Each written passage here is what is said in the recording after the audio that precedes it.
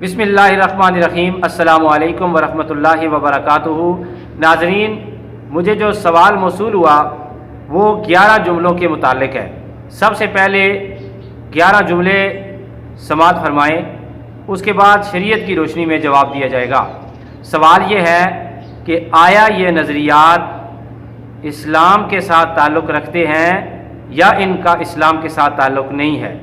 مختلف علاقوں میں لوگوں کے اندر یہ زیر بحث بھی رہتے ہیں اور بزرگ لوگ سینہ بسینہ اپنی اولاد کو بھی یہ عقائد، یہ نظریات منتقل کرتے رہتے ہیں۔ نمبر 1، لوگوں کا یہ عقیدہ ہے اور نظریہ ہے کہ جو شخص بچے کے اوپر سے گزر جائے اب بچے کا قد بڑا نہیں ہوگا۔ نمبر 2، کوئی بندہ چرپائی پر بیٹھ کر ٹانگیں لٹکا کر ٹانگیں ہلائے، اس پر جب اس کے خاندان پر پھر قرضہ چڑھتا رہتا ہے۔ تیسرا عقیدہ ہے لوگوں کا کہ جو بندہ ہنڈیا کے ساتھ یا دیگچی کے ساتھ چاٹ کر کھانا کھاتا ہے اس کی شادی پر پھر بارش ہوتی ہے۔ چوتھی بات، جنازہ کی چرپائی چٹخے یا آواز دے تو لوگوں کا یہ عقیدہ ہے کہ پھر اس گھر سے کوئی اور جنازہ اٹھتا ہے۔ نمبر 5، اگر میت مسکرائے تو لوگ کہتے ہیں اس گھر سے ایک اور جنازہ اٹھے گا۔ لومڑی یا لومڑیوں کا مل کر بولنا، کسی پہاڑی علاقے میں یا کسی بھی جگہ پر جب لومڑیاں رات کے وقت مل کر بولتی ہیں تو لوگ یہ بحث بھی کرتے ہیں اور عقیدہ بھی رکھتے ہیں کہ اب اس محلے پر یا گاؤں پر مصیبت نازل ہونے والی ہے۔ نمبر 7، قرآن کے اوراق گیلے ہونے کو بارش کے ساتھ منسوب کیا جاتا ہے کہ قرآن حکیم کے اوراق گیلے ہوئے ہیں اس لیے کثرت کے ساتھ بارش ہو رہی ہے۔ نمبر 8، مصلی کو یعنی جائے نماز کو بچھا رہنے سے لوگوں کا یہ عقیدہ ہے کہ اب شیطان اس کے اوپر نماز پڑھتا ہے۔ قرآن حکیم کھلا نہ چھوڑو کہ قرآن پڑھے گا کون؟ شیطان۔ نمبر 10، جھاڑو مائیں بہنیں جس وقت دیتی ہیں تو راستے میں سے کوئی گزر رہا ہو تو اس کے کپڑوں کے ساتھ لگ جائے تو مائیں بہنیں یہی کہتی ہیں کہ اب اس کا قد بڑا نہیں ہوگا، اس لیے وہ منع کرتی ہیں کہ ہمارے راستے میں نہ آئے تاکہ جھاڑو کسی کے ساتھ نہ لگ جائے۔ نمبر 11، کالی بلی کسی کا راستہ کاٹ لے تو کہتے ہیں کہ اب مصیبت آئی کی آئی، مصیبت کی وجہ سے اب سفر اچھا نہیں۔ کئی لوگ جو ہیں وہ سفر کو اسی وقت ختم بھی کر لیتے ہیں۔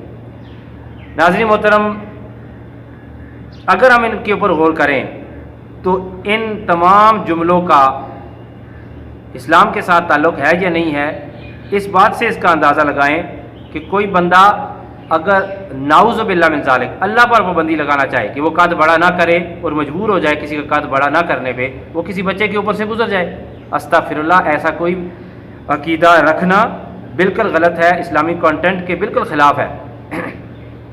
بزرگ لوگ بچوں کے اوپر سے گزرنے سے اس لیے منع کرتے تھے صرف اور صرف احترام انسانیت کی خاطر، نہ کہ اس کے گزرنے کا تعلق قد کے بڑا اور چھوٹا رہنے سے ہے۔ قد چھوٹا ہو یا بڑا، اس کا تعلق اللہ تعالیٰ کی عطا سے ہے۔ اللہ چاہے تو قد بڑا رکھے، اللہ چاہے تو قد چھوٹا رکھے، یہ اللہ تعالیٰ کی عطا سے، اس کا تعلق کسی کے اوپر سے گزرنے سے نہیں ہے۔ نمبر 2، جو بندہ ٹانگیں لٹکا کر ٹانگیں لاتا ہے اس پر قرض چڑھتا ہے، استغفر اللہ، ایسی بھی اسلام کے اندر کوئی بھی بات اور ایسی کسی قسم کی کوئی تلقین نہیں ہے، صرف مجلس کے آداب کے خلاف ہے کہ ٹانگیں آپ چرپائی پر بیٹھیں تو نہ ہلائیں۔ شادی پر بارش ہوگی جی اگر کسی نے دیگچا یا کٹوی جسے اپنی زبان میں کہتے ہیں ہنڈیا چاٹ کر کھائی، یہ آداب کے خلاف ہے۔ کھانے کے آداب اور سنت یہ ہے کہ آپ ہنڈیا سے کھانا نکال کے کسی برتن میں ڈال کے کھائیں، یہ صحیح سنت طریقہ ہے، آداب کے خلاف ہے، نہ کہ یہ بات آپ اپنے عقیدے میں بنا لیں کہ جو بندہ چاٹ کر کھائے گا جی انڈیا کے ساتھ اس کی شادی پہ بارش ضرور ہوگی۔ ایسا نظریہ رکھنا گمراہی ہے۔ کئی لوگوں نے کہا ہے کہ ہم نے اپنی زندگی میں کئی دفعہ انڈیا کے ساتھ کھانا کھایا لیکن ہماری شادیوں پہ بارشیں نہیں ہوئیں۔ بارشوں کا تعلق اللہ تعالیٰ کی اپنی مرضی کے ساتھ ہے۔ جنازہ کی چرپائی جو ہلتی ہے بولتی ہے تو کہتے ہیں جی یہ بھی بھائی علم غیب نہیں ہے، نہ اشارہ ہے، یہ بالکل گمراہ عقیدہ ہے۔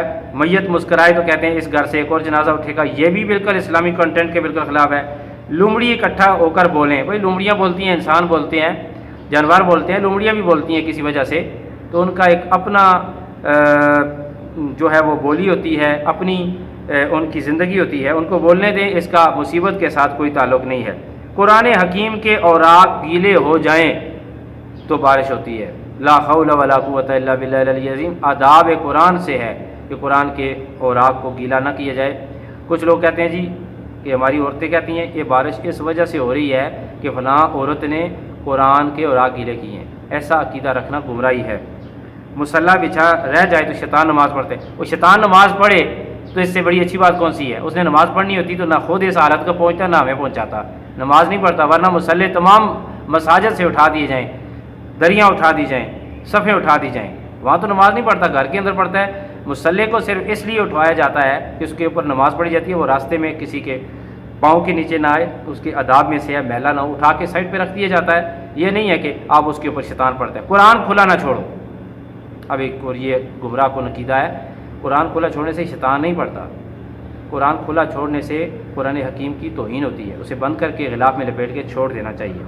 جھاڑو ساتھ لگ جائے تو قد بڑھ، یہ پہلے والی بات جو میں نے آپ کی خدمت بیان کی۔ اللہ تعالیٰ کو مجبور نہیں کیا جا سکتا، اللہ تعالیٰ کسی کا مجبور نہیں ہے، وہ فعال لما یرید ہے۔